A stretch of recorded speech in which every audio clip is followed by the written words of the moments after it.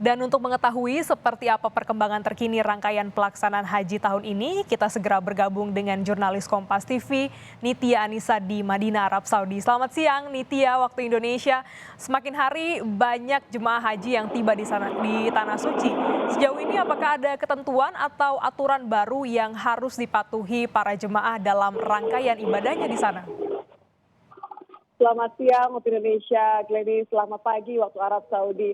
Memang kalau mengenai aturan ada beberapa kemudian harus disesuaikan dengan kondisi seperti kondisi cuaca saat ini. Ini tumben sekali, Glenny, tumben sekali saudara. Ini anginnya kencang sekali karena biasanya memang kalau di Madinah ini panasnya luar biasa. Kalau sekarang memang 37 derajat Celcius, tapi anginnya luar biasa. Kalau Anda bisa lihat tadi di belakang saya, ini anginnya berhembus luar biasa. Assalamualaikum.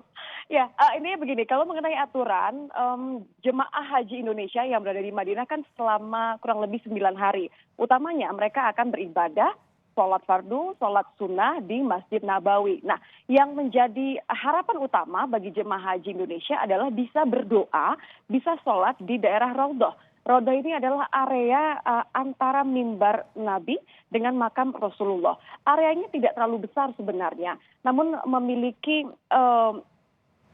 lokasi ini benar-benar dipercaya sebagai lokasi untuk memiliki mustajab yang luar biasa. Jadi jemaah ini bisa berdoa, meminta kepada Allah Subhanahu wa Ta'ala untuk dikabulkan doanya. Nah, daerah Raudhah ini sebenarnya memang sejak pandemi selama 2 tahun terakhir sudah diterapkan aturan khusus, aturan yang mengharuskan jemaah haji untuk mendaftar terlebih dahulu melalui aplikasi. Nah, disinilah kemudian yang menjadi dinamika bagi jemaah haji Indonesia karena bagi kloter pertama dan kedua yang sudah tiba kira-kira 5 hari yang lalu tidak diperlukan untuk menggunakan aplikasi maupun surat izin. Tetapi karena memang jemaah haji ini sudah mulai banyak, tidak hanya dari Indonesia, tapi juga dari negara lain, maka demi kenyamanan bersama, karena memang masih dalam pandemi kondisinya, kemudian pemerintah Arab Saudi menerapkan kembali semacam surat izin untuk jemaah haji ini bisa masuk ke area Raudhah.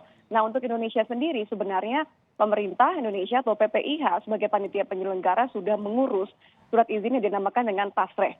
Tasreh ini sudah dikeluarkan bagi rombongan jemaah haji kloter pertama dan kedua. Nah, sisanya bagaimana?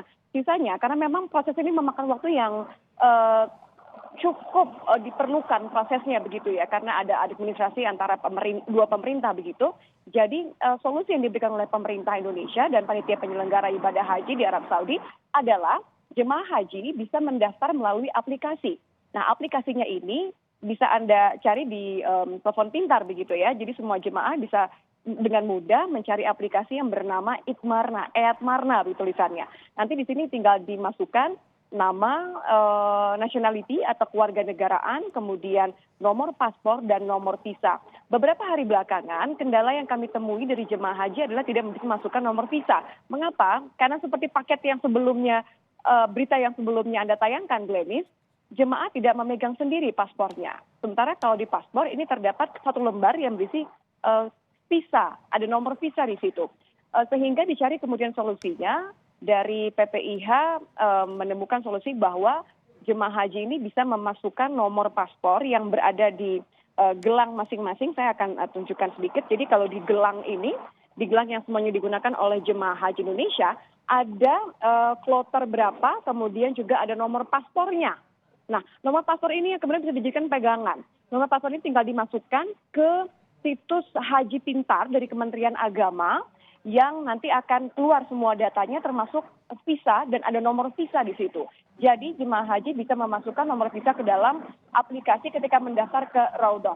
Saya sendiri sudah mencoba dan memang sebenarnya cukup sederhana, tinggal memilih hari apa, ada keterangan di sana hari-hari yang tidak terlalu ramai misalnya. Ada waktu-waktunya, ada jam-jamnya. Karena memang untuk masuk ke area Raudhah bagi jemaah haji perempuan dan laki-laki ini memiliki waktu yang terpisah. Memang tetap harus didampingi, untuk itu di sekitar area selasar Masjid Nabawi sudah ada petugas-petugas haji, kami menyebutnya sebagai petugas linjam, perlindungan jamaah. Ada 5 posko di sana yang kemudian bisa dimanfaatkan jemaah haji untuk bertanya jika ada kebingungan, kekhawatiran, atau mungkin hanya sekedar mengonfirmasi saja bagaimana untuk masuk ke daerah Raudhah yang memang menjadi harapan utama bagi seluruh jemaah haji Indonesia, Glenis. Selanjutnya Nitya, kapan para jemaah haji Indonesia mulai bergerak ke Mekah? Ya, ini juga pertanyaan yang sebenarnya menguji persiapan para petugas haji ya, karena memang persiapannya cukup panjang.